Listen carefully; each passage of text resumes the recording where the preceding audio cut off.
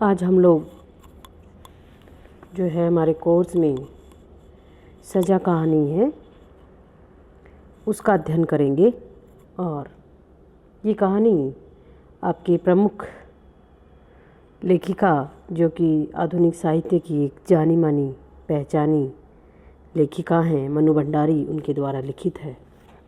और उनका काव्य लेखन या उनका लेखक परिचय देखने के साथ साथ हम कहानी की मूल उद्देश्य या इस कहानी में क्या बताने की कोशिश लेखिका ने करी है इसके बारे में अध्ययन करेंगे। मनु भंडारी का जन्म 1931 ईस्वी में होता है और आधुनिक कहानी लेखिकाओं में महत्वपूर्ण अपने स्थान रखती हैं। 20वीं सदी के छठे दशक में जिन महिला कथाकारों ने अपनी अलग पहचान बनाई उनमें से आपके मनु भंडारी, उषा प्रेमवदा, कृष्णा सोपती इत्यादि का महत्वपूर्ण एवं ये चर्चित लेखिकाएं हैं का नाम अग्रणीय है। इनमें से मनु भंडारी की रचनाशीलता बहुआयामी है, अर्थात इन्होंने अपने लेखन में उपन्यास भी लिखे हैं, कहानियाँ भी लिखी हैं और एक कहानी आंदोलन को नई गति दी है। उन्होंने अपनी कहानियों में बदलते मानवीय रिश्तों को उकेरा है, अर्थात बदलते हुए मानवीय रिश्तों को अपनी लेखिका के द्वारा उन्होंने हमारे सामने प्रस्तुत किया है।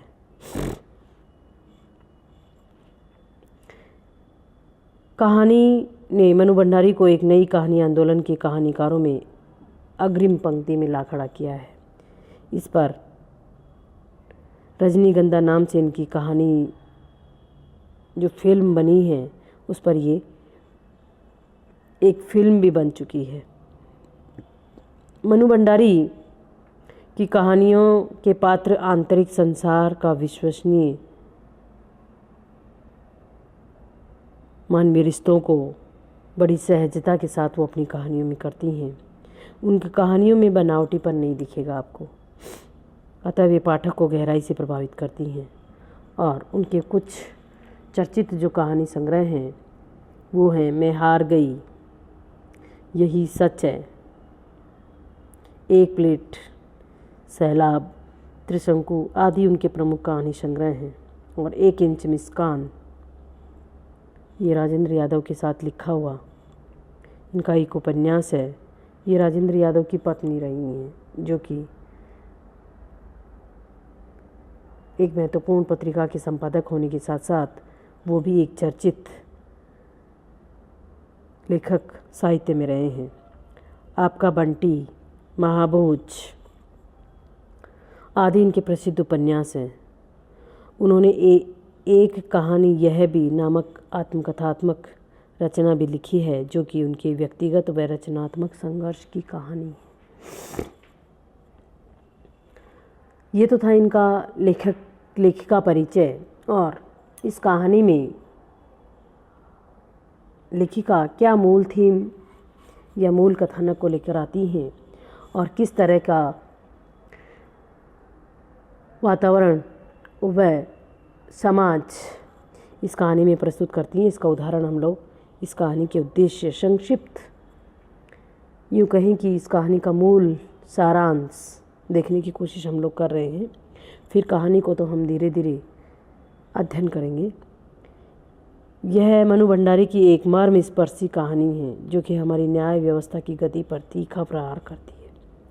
सजा जो कहानी है इनकी, इस कहानी के नायक पर रिश्वत लेने का झूठा आरोप लगता है और अदालत में मुकदमा चलता है। मुकदमा खिंचता चला जाता है, तब तक उसका परिवार अनेक मुसीबतों से गुजरता है और वह स्वयं यातनाएं सहता है। लंबे अरसे के बाद मुकदमे का फैसला होता है और उसे दोष मुक्त मान लिया जाता है, पर उसे फैसले पर कोई खुशी नहीं होती। क्यों?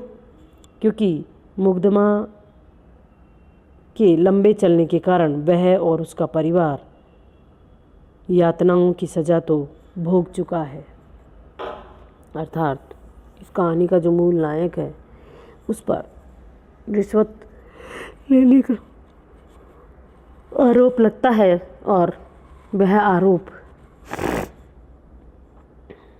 तब तक मुक्त नहीं होता जब तक उसका बहुत लंबा समय उसमें बीत जाता है और वह व्यक्ति उन चीज़ों से परेशान हो जाता है और फिर वह अपने इस फैसले के कारण आए दिन वह रोज़ परेशान होता रहता है, परंतु उसको जल्दी से वो नहीं मिल पाता, जिसके कारण कि वह बहुत परेशान हो जाता है। और एक दिन जब उसकी फैसला आता है कि वह दोष मुक्त है, परंतु इतने वर्षों के दौरान जब वह परेशान होकर के उस फैसले को सुनता है तो उसे कोई खुशी नहीं मिलती है। क्योंकि अब फैसला हो जाने से क्या हुआ, जिन दिनों जिन मुश्किल हालातों में वह उस समय को व्यतीत करता है, काटता है, तो वह तो परेशान तो हो चुका है। और जब अंतिम समय आता है तो वह क्या करे, तो उसको कोई खुशी नहीं होती है। इसलिए मनु भंडारी यहाँ हमारी उस न्याय व्यवस्था पर एक व्यंग्य कसती हैं और समाज को दिशा दिखाना चाहती हैं और कहते हैं कि हमारी ये न्याय व्यवस्था उस दिन के लिए क्या है, बेकार है, व्यर्थ है, जिसके कारण कि व्यक्ति इतना परेशान हो जाता है। एक एक दिन उसको गुजारने के लिए उसके पास पैसा नहीं होता, उसका परिवार उसकी सज़ा भुगतता है, वह स्वयं भुगतता है, खुद को समाज में इतनी शर्मिंदगी महसूस होती है, बार बार तारीखें पे तारीख दे दी जाती हैं और उसके कारण कि व्यक्ति कितना परेशान हो सकता है, ये इस कहानी को पढ़ने पर हम देखेंगे कि एक एक दिन उसके लिए कितना मुश्किल होता है काटना। और एक आरोप को सिद्ध करने में उसको 5 साल का समय लग जाता है, जिसके कारण उसके बच्चों की पढ़ाई, उसके बच्चों का खर्चा, उनके रहन सहन की व्यवस्था इत्यादि सब में वह व्यक्ति इतना परेशान हो जाता है कि शायद आप और हम अंदाज़ा नहीं लगा सकते कि व्यक्ति को कितनी मुश्किलों का सामना करना पड़ता है। इसीलिए कहते हैं ना कि जो भुगतता है वही जानता है कि उसका परिणाम क्या होगा, उसकी परिणति क्या होगी, या उसने इस काल में कितना दुख, कितनी पीड़ा और कितनी समस्याओं का सामना किया होगा। इसलिए ये लेखिका का बहुत अच्छा और समाज सापेक्ष एक मूल्य है, जिसके कारण कि कई बार लोगों को यूं ही जो निर्दोष होते हैं वो लोग ऐसे आरोप लगा दिए जाने के बाद कितने आतताई होते हैं, कितने परेशान होते हैं। तो ये हम सब जागरूक नागरिक व समाज का दायित्व है कि ऐसे कामों को जो है यथाशीघ्र या बिना वजह के किसी पर आरोप नहीं लगाएं। ऐसा लेखिका हमारे समाज पर उद्देश्य छोड़ना चाहती हैं या हम सबको समझाना चाहती हैं। इसलिए इस कहानी की व्याख्या या इसको पढ़ते समय हम लोग और आगे इसमें देखेंगे कि लेखिका क्या कहना चाहती हैं। हमने इसके साथ साथ इतना ही अध्ययन करना है। ये इस कहानी की थी मूल उद्देश्य था। कहानी किस रूप में आगे बढ़ती है, कैसे चलती है, कैसा उसका कथानक है, उसका कैसा चरित्र चित्रण है, ये कहानी को पढ़ते समय हम लोग देखेंगे।